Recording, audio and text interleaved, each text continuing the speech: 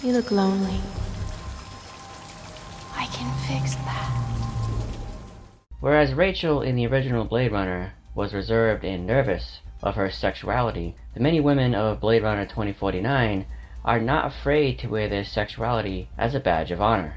Each woman is in control of their sexuality, but they're unable to engage in it with Ryan Gosling's character, Kay. There are 3 instances where Kay is approached by women with intentions of it possibly getting sexual. The prostitute Marriott touches and flirts with Kay.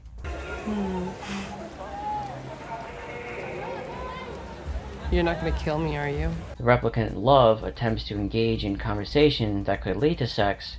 It is invigorating being asked personal questions. Makes one feel desire. Do you enjoy your work, officer? And Lieutenant Joshi, while visiting Kay at his apartment, suggests sex with him. What happens if I finish that? Shouldn't I get back to work, madam? Kay refuses each offer from these women and instead chooses to spend time with Joy. Why? I do hope you're satisfied with our product. I love you. My name is Mo. Let's keep discussing Blade Runner 2049 and be sure to comment what you think about this video. Joy is anything you want her to be. Joy goes anywhere you want her to go. I think the issue some critics might have with the portrayal of women in 2049 is with the sexualization of Joy, Kay's hologram girlfriend who exists as a supportive partner and love interest. She cooks for him, helps him with his work, and even makes love to him via a surrogate hooker. Overall, Joy is a nurturing partner to Kay and the exact opposite of Lieutenant Joshi and Love. You've been getting on fine without one. What's that, madam? A soul.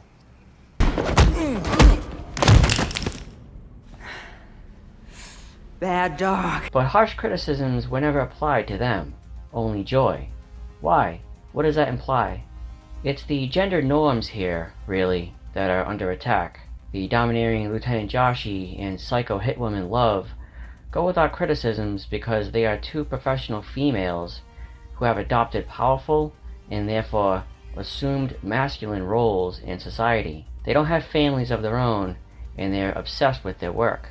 They have no responsibilities except to be successful at their jobs. The criticism towards Joy is deeper. It's about Kay allowing Joy to form an actual relationship with him. Critics are upset that the hologram has a better relationship with Kay than the physical women in the story.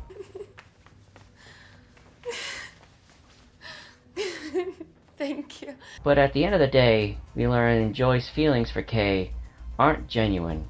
You look like a good Joe. She's just an AI program for consumers to have a traditional relationship with a woman, because relationships in 2049 are non-existent. But I'm sure Kay already expected as much.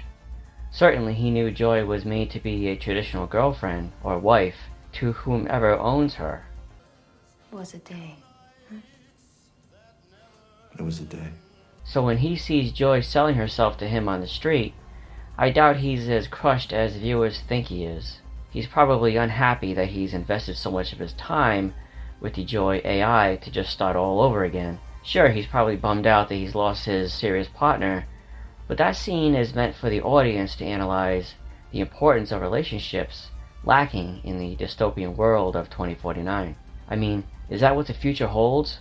A naked hologram chick who acts as a traditional wife? Is that the closest people will have to being in a relationship? A hologram partner? That's a very cold future. But it's not so far-fetched though, is it? Other films have already depicted these themes. Plus, sex robots exist and are getting more realistic. Pornography has become normalized and prostitution, it seems, is next on the agenda. Soon, AI will become part of the sex industry too. Blade Runner 2049, just like its predecessor, is ahead of its time in that regard. Memories. You're talking about memories. Whereas the original Blade Runner depicted replicants existing among humans and reflecting on what it means to have empathy, 2049 critiques how replicants will affect sexual relationships and future reproduction. Kay wants a traditional marriage with one, or at the very least a serious relationship with one.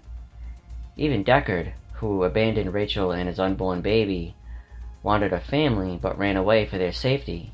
Lieutenant Joshi and Love imply they want sexual relationships with Kay.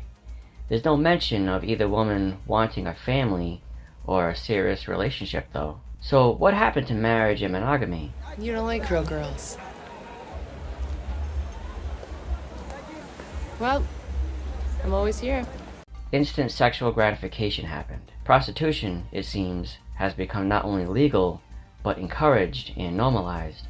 The world of 2049 has become sex-obsessed. Actual long-term relationships between men and women are non-existent. There is literally not one real relationship in the story. What does that imply about the future? The discovery of a replicant having the ability to reproduce affects society more than just starting a revolution for civil rights or reproductive autonomy. It affects human women by qualifying them as irrelevant in the future. Having replicants reproduce will completely reduce human women to nothing, ushering in a new species of people capable of reproduction and who are interested in traditional relationships and monogamy, something that doesn't exist in the current society of 2049, will flip human females to replicant status while raising up replicant importance. So if replicants can reproduce, then what happens to human society, especially women? The same fate awaits both human sexes: extinction. Human women will most likely become totally unnecessary in society, sexually and reproductively speaking. Eventually, both human men and women will be bred out of existence, as the wombs of human females will be unnecessary for future reproduction. The human race will be symbolically aborted from the Earth in any off-world colonies as a genetically failed attempt to rule the universe. Human men, as proven by Deckard's ability to reproduce with a replicant female, will help in that mating until human men themselves don't exist anymore. The future of Blade Runner 2049 suggests another dystopian, hopeless world, not of corporations per se, but of humanity's inability to form traditional and monogamous relationships with each other.